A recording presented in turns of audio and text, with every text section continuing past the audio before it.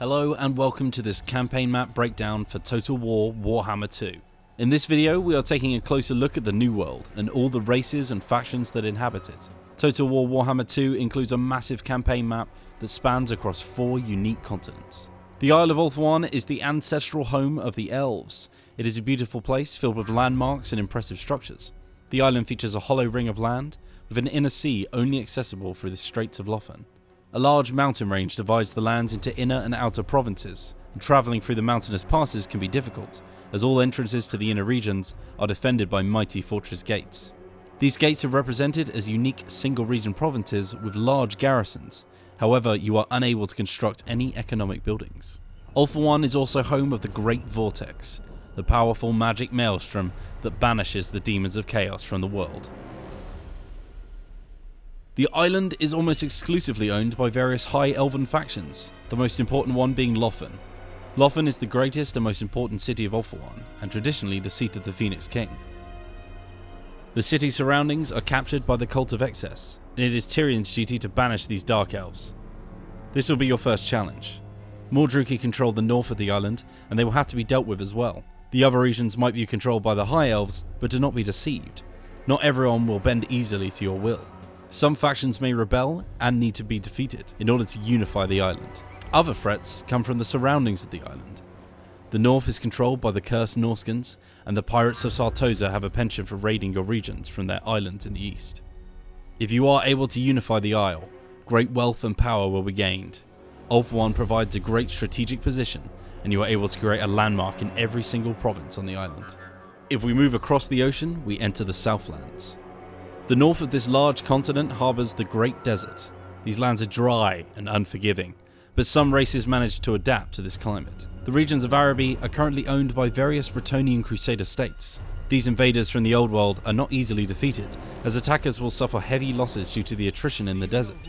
The Bretonnians are also fielding very powerful heavy cavalry that excels on this flat terrain. The middle of the Great Desert is currently owned by vampire factions, but human colonies and beastmen hordes can also be found in these lands. If we move further south, the climate changes. The vast deserts are exchanged for unforgiving jungles and large mountain ranges. The main jungles and rivers are filled with various temple cities of the Lizardmen. In the east lie the World's Edge Mountains and the Great Temple of Skulls. This region is occupied by Krotkar, leader of the playable Last Defenders. The legendary lord is searching for ancient plaques in the Southlands in order to enact the Great Plan. There are many challenges when playing as Krotkar though, as many enemies separate him from his kin. The mountains are the home of many greenskins, who are also looking for new opportunities to cause destruction. The legendary dwarf-hold Carrick Zorn can also be found in these mountains. Dwarves are not hostile at the beginning of your campaign, but that might change soon enough. Across the mountains, the heart of the jungle is occupied by the Bowmen of Orion. The Wood Elves are not hostile, and might even prove to be valuable allies in your campaign. Krokgar's immediate threat comes from the south though. The vicious rat men of Clan Moulder infest these lands and are waiting for their opportunity to strike. They will have to be dealt with quickly in order to destroy this spreading plague. More Skaven clans roam the south of this continent. First and foremost are the playable Clan Moors, led by the great warlord Queek Headtaker. The council has assigned Queek here to search for Warpstone and to destroy any opposition. Queek will first have to deal with the High Elves of the Fortress of Dawn. The Elves control multiple regions and are not easily defeated. The Ratmen might be able to drive the High Elves from the island, but the Fortress of Dawn itself is heavily defended and located on an island to the west. The other Skaven clans can be confederated, and when united, the Ratmen might be able to unite the Southlands under their banner. If we cross the ocean to the west, we enter the great continent of Lustria. These tropical lands are the ancestral home of the Lizardmen. Lustria is an unforgiving continent filled with dark jungles, threatening volcanoes and wild rivers. But it is also a beautiful place with numerous ancient temples.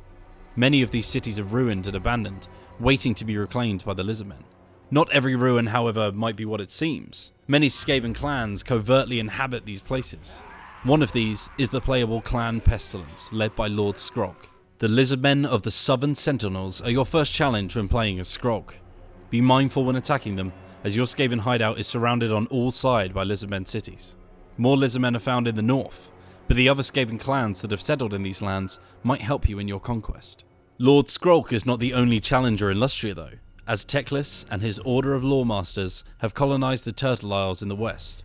Teclis left Ulthuan to search for way fragments and to seek a possible alliance with the Lizardmen in these desperate times. Not all Lizardmen welcome the High Elf expeditions though. The Sentinels of Zeti are desperately trying to push the elves out of their lands, so Teclis will need to deal with them early. More enemies are found in the north, as the Dark Elves of the Blood Hall roam these lands as well. They will need to be defeated in order to capture the valuable ritual resource sites. The Order of Lawmasters is far from home and will have a hard time finding allies early in the campaign. The dwarves in the mountains did not forget their violent history with the elves and may strike when you least expect it. If we move further north, we arrive at Mazda Mundi's starting position in the campaign. Hexawatl is the most northern temple city and the first line of defense against the Dark Elves in Naggaroth. Mazda Mundi will need to unify his lands though, as there are many invaders nearby. The Norskans roam in the east and they must be dealt with first. The Settlers' Coast is inhabited by the New World colonies. Mazda Mundi might decide to take them out as well, but they could be useful allies against the Dark Elves. Plundering orcs and goblins infest the south, and you should take them out as fast as possible. If we move even further north, we enter the dark continent of Naggaroth. This unforgiving place is filled with dangerous mountain ranges and frozen wastelands. Large areas have also been tainted and corrupted by chaos.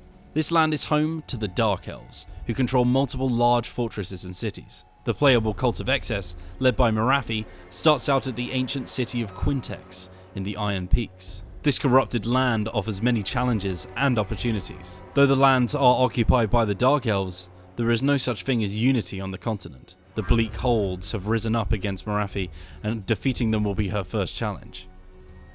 The Great Lord Malekith of Naggarond starts out in the frozen north. He is also surrounded by Dark Elven strongholds, but he must first get rid of the Rat Men from the north. Though the land is filled with ruins, there may be more Skaven settlements than first appear. There are more potential threats in the north. Hidden in the fog of war, Norscan tribes and beastmen hordes are roaming these lands, looking for their next target to plunder.